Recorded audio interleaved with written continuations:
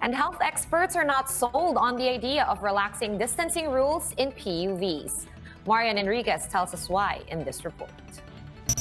Health officials have time and again encouraged physical distancing as well as the mandatory use of face masks and shields in public transportation.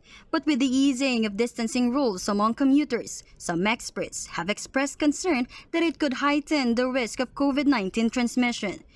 Infectious disease specialist Dr. Edsel Salvania, who is also a member of Health Department's Technical Advisory Group, branded the move as problematic. In a Facebook post, Salvania said there is no clear evidence to support the decision. He added that the net effect of physical distancing alone in decreasing COVID-19 transmission is at about 82%, while the net effect of merely wearing masks is 85%. He also noted that the net effect of eye protection or face shields is at 78%. Salvania said the government should have done pilot implementations with careful observations first before approving the protocol. The Healthcare Professionals Alliance Against COVID-19 echoed Salvania's sentiment. Pag titingnan natin ang curve ng pandemic na ito, masyadong maaga pa, no? At malamang na dumami lalo ang kaso at bumagal ang recovery natin kung gawin natin ito ngayon. Meanwhile, health reform advocate and former member of COVID-19 task force Dr. Anthony Liachon warned that the decision could do more harm than good to commuters. He said the guidelines should be backed by scientific evidence. Mukhang hindi siya na-base sa siyensya or sa medisina.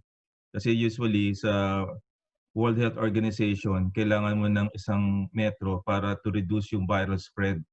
At sa ibang countries nga, sa Europa, 1.5 meters.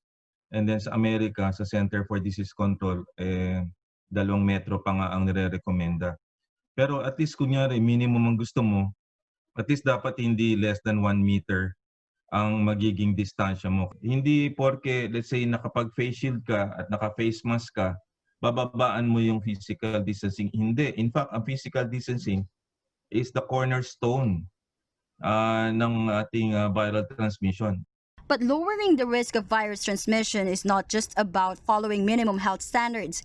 A recent study published by the Collaborative Group for Modeling COVID and Mobility in Colombia shows that proper ventilation and shorter trips play key roles in easing COVID transmission among commuters. Researchers looked into the mass transport policies adopted in Japan, China, Singapore, France, Austria, and Germany.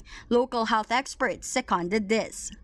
So an enclosed space creates more risk compared to an open air space. We also know that the transmission is through what we call micro droplets.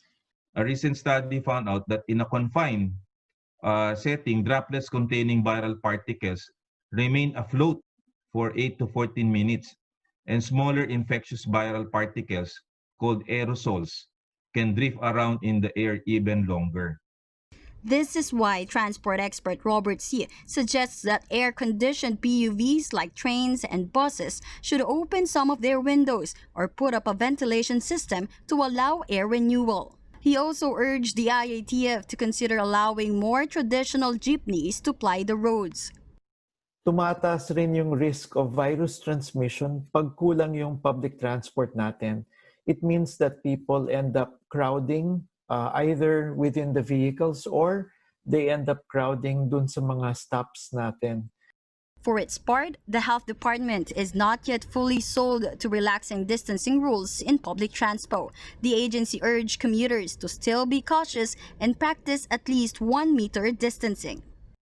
We would like to call on the public to be extra vigilant in situations where distancing cannot be practiced, and if possible, choose to participate in activities or use transport options that will allow you at least 1 meter distancing. Verheri said the new protocol is still up for discussions. She also assured the public that they will monitor its outcome. For News 5, Marian Enriquez, we are One News.